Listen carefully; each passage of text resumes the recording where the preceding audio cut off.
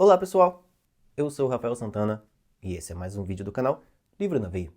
A leitura que eu terminei recentemente foi essa daqui, Eu Sou o Rei do Castelo. Eu fiz uma resenha até bem grande, não imaginava que a minha resenha ia dar tanto pano pra manga, que eu ia ter tantas coisas para dizer para vocês naquele vídeo, mas tive que comentar tudo que eu comentei, tá? Naquele vídeo sobre esse livro. Foi um livro que, da metade pro final, ele, sabe, teve uma evolução, assim, gigantesca na história e se tornou mais um trauma literário do camarada aqui. Mais um livro que me marcou bastante, que tem uma história, assim, que não tem como você esquecer. Você vai lembrar dessa história para sempre na sua vida, tá? E refletir também sobre ela. Uma coisa que não me veio à mente enquanto eu estava gravando o vídeo da resenha é que o que acontece aqui nessa história é culpa mais dos adultos dessa história do que das crianças em si. Ou seja, ele nos faz refletir sobre a negligência que os adultos têm com as crianças. Muitos pais, por exemplo, não dão a mínima para os seus filhos. Deixam eles lá com o celular, com seus amigos, com sua babá, com qualquer outra pessoa e se ausenta da vida pessoal daquelas crianças, daqueles adolescentes. Não se interessa em ouvir o que eles têm a pensar, em saber o que eles estão sentindo, quais são as suas vivências, seus sentimentos, sabe, seus conflitos. Não se interessam, literalmente, pelos filhos. Criam uma imagem, né, uma realidade paralela na cabeça deles, né, esses pais, esses tutores, e seguem a vida deles. Aquelas crianças e adolescentes estão ali só por estar, né? Não são relevantes. O que importa é a minha vida, o que eu estou vivendo. Porque é isso que a mãe do Charles faz aqui e o pai do Edmund faz. Na cabeça deles, eles criaram uma ilusão de que os dois meninos são super amigos, de que eles estão se dando muito bem e que concordarão completamente com a ideia de se tornarem irmãos, porque a senhora Kinshaw, a mãe do Charles, e o senhor Hopper, o pai do Edmund, só estão preocupados com suas próprias questões. Só estão preocupados em se tornarem um casal e em ter uma mulher, uma companheira novamente, que é a preocupação, né, o desejo do senhor Hopper, e em resolver a sua vida financeira para sempre, que é a preocupação da senhora Kinshaw. Se casando com um homem rico, ela nunca mais vai ter que se preocupar em um dia sofrer de novo para ter o que comer. Só que essa preocupação, né, esse vislumbre que ela está tendo na vida, depois que ela passa a morar na casa do Sr. Hopper e passa a perceber que ele tem outros interesses com ela, que não são profissionais, são emocionais, sentimentais, ela fica vislumbrada e ela fica pensando assim, tá tudo perfeito na minha vida. E se esquece de saber se na vida do filho dela também está tudo perfeito. E ele faz inúmeras queixas ao longo do livro e ela simplesmente ignora todas elas. Ela simplesmente faz de conta que ele tá com ciúmes, que ele tá com raivinhas desnecessárias, bobas, sabe, infantis, que as queixas do Charles não fazem sentido. E isso é muito revoltante no livro, porque você tá vendo aqui uma criança pedir ajuda, implorar por ajuda, sabe? E ninguém faz nada.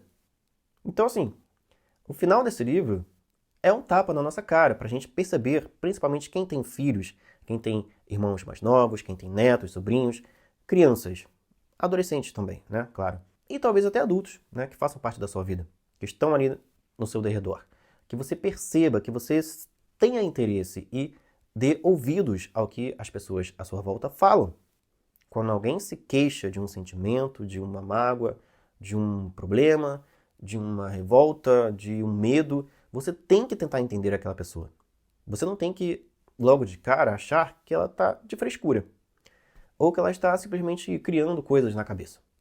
Por favor, tá? Deem relevância, deem importância às queixas e aos comportamentos das pessoas que estão à sua volta, que são importantes para você. Não foi o que os adultos dessa história fizeram. E por isso, a trama desse livro é como é, tá? Os acontecimentos finais aqui do livro são como são. É um livro que nos faz refletir bastante, tá? Fica aí, então, essa leitura que eu gostei. Eu fiz até um vídeo de diário de leitura em que eu reclamei um pouquinho do livro. Até a primeira metade da história não estava sendo tão empolgante assim, não estava sendo um livro tão incrível, Mas da metade pra frente, me ganhou completamente esse livro, tá? E fica essa reflexão de que muitas das vezes as pessoas que precisam de ajuda, certo? Ou elas não falam, mas demonstram através dos seus comportamentos, ou até falam, verbalizam aquilo que elas estão passando, as necessidades que elas possuem, mas muitas das vezes não são ouvidas. E pode, sabe? Essa negligência, essa falta de compreensão, essa falta de empatia pelo que o outro está vivendo, pode sim ter consequências muito ruins, tá? Que é o que acontece nesse livro. Bom, uma outra leitura que eu terminei foi o livro A Vila, porque assim, eu estava lendo 2 livros físicos simultaneamente, certo? A Dança da Morte, que já vou comentar um pouquinho com vocês a respeito. Coloquei na minha perna, mas eu estou segurando, tá? Podem ficar despreocupados. E Eu Sou o Rei do Castelo. Quando eu terminei de ler Eu Sou o Rei do Castelo, eu pensei assim, não vou pegar um outro livro físico da minha pilha, de próximas leituras, para ler. Eu vou focar em A Dança da Morte, que eu só leio em casa, não levo para a rua esse livro.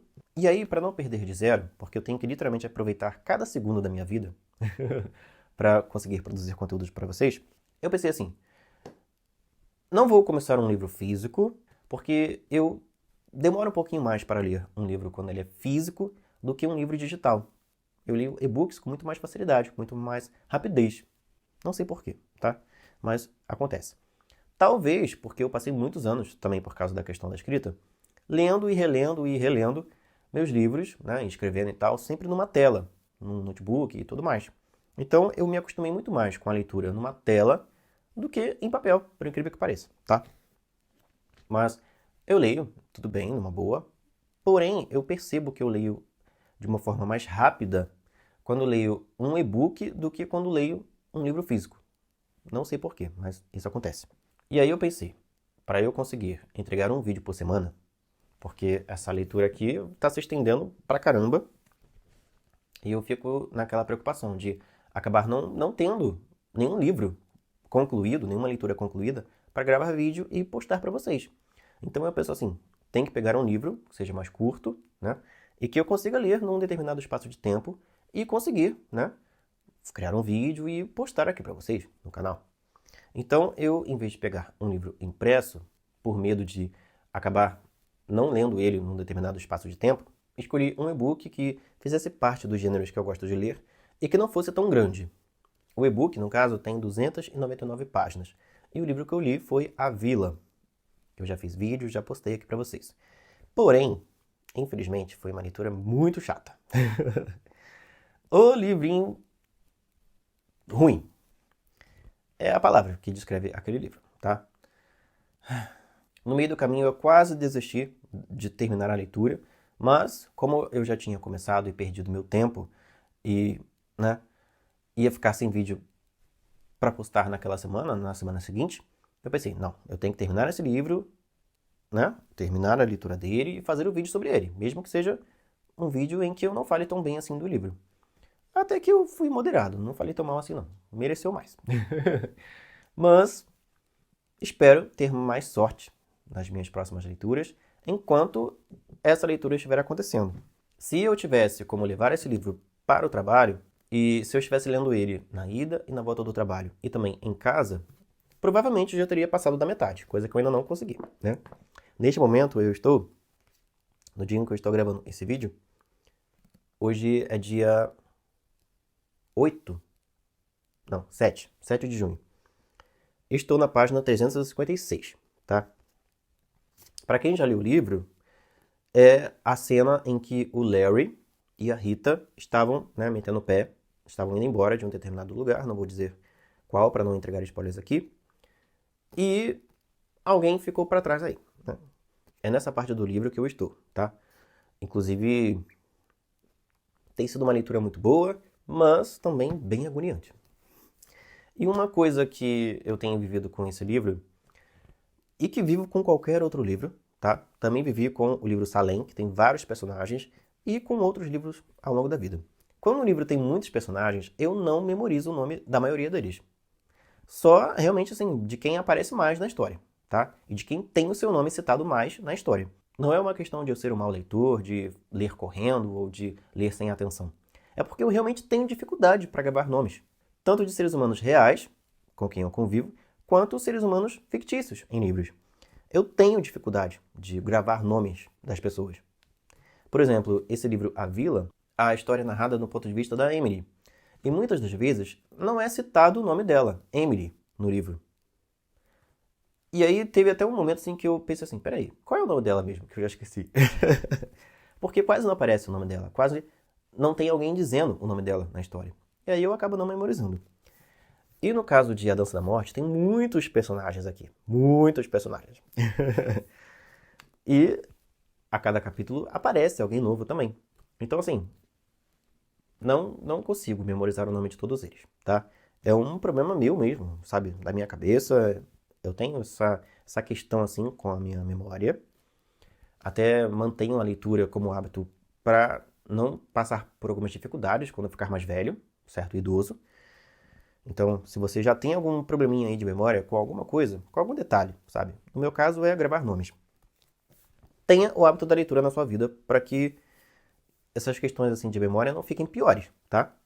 Eu espero não ter Alzheimer quando eu for mais idoso e tal, mas não sei se isso pode vir a acontecer. Espero que não.